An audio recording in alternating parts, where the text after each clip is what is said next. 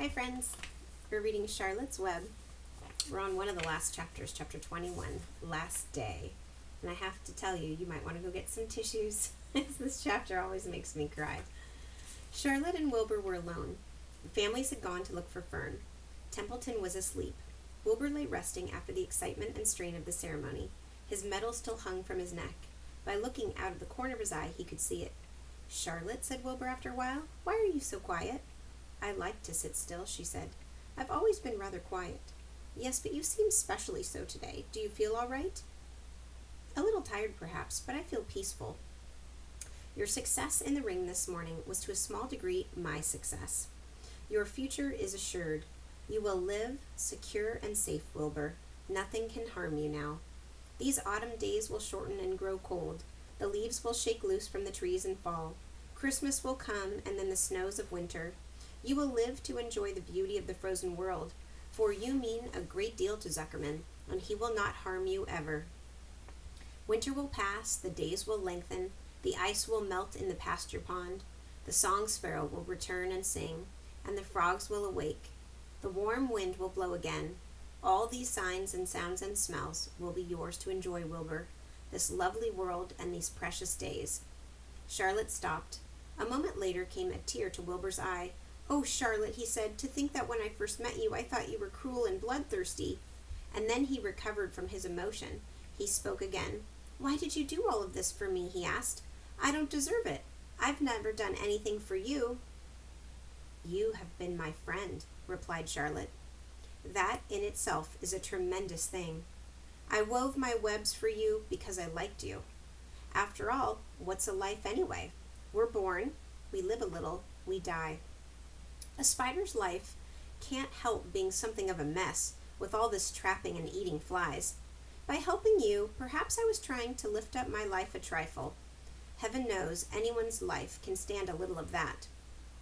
"Well," said Wilbur, "I'm no good at making speeches. I haven't got your gift for words, but you saved me, Charlotte, and I would gladly give my life for you. I really would."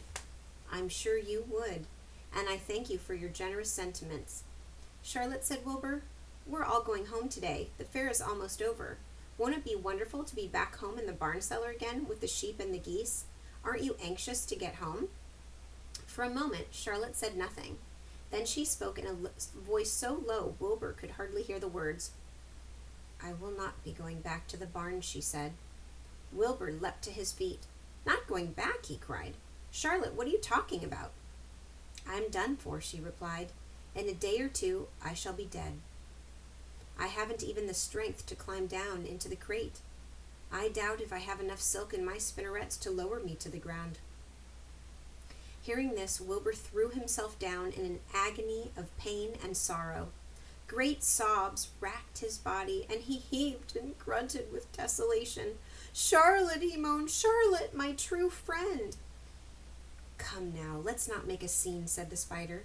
"Be quiet, Wilbur. Stop thrashing about." "But I can't stand it," shouted Wilbur. "I won't leave you here alone to die. If you're going to stay here, I shall stay too."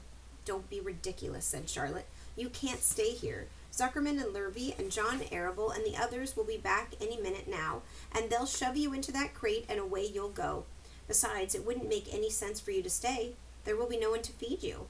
The fairgrounds will soon be empty and deserted." Wilbur was in a panic.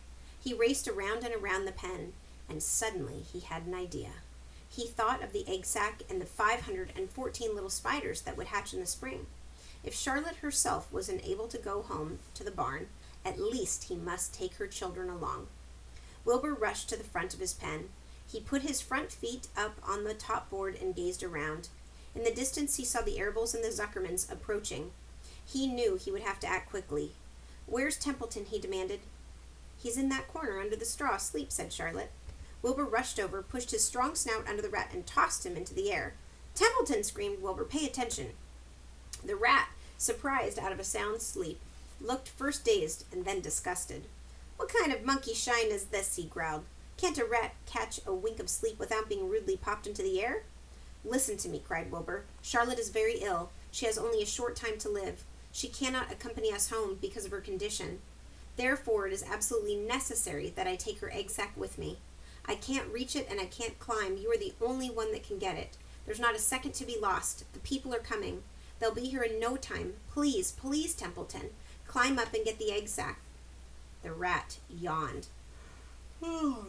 He straightened his whiskers, and then he looked up at the egg sack. "So," he said in disgust, "so it's old Templeton to the rescue again, isn't it? Templeton, do this. Templeton, do that. Templeton, please run down to the dump and get me a magazine clipping. Templeton, please lend me a piece of string so I can spin a web." "Oh, hurry," said Wilbur. "Hurry up, Templeton." But the rat was in no hurry. He began imitating Wilbur's voice.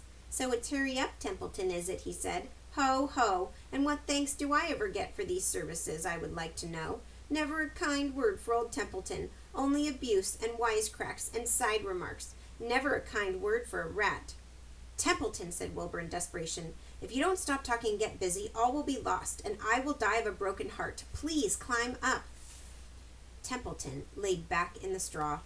Lazily, he placed his forepaws behind his head and crossed his knees in an attitude of complete relaxation. "Die of a broken heart," he mimicked. "How touching.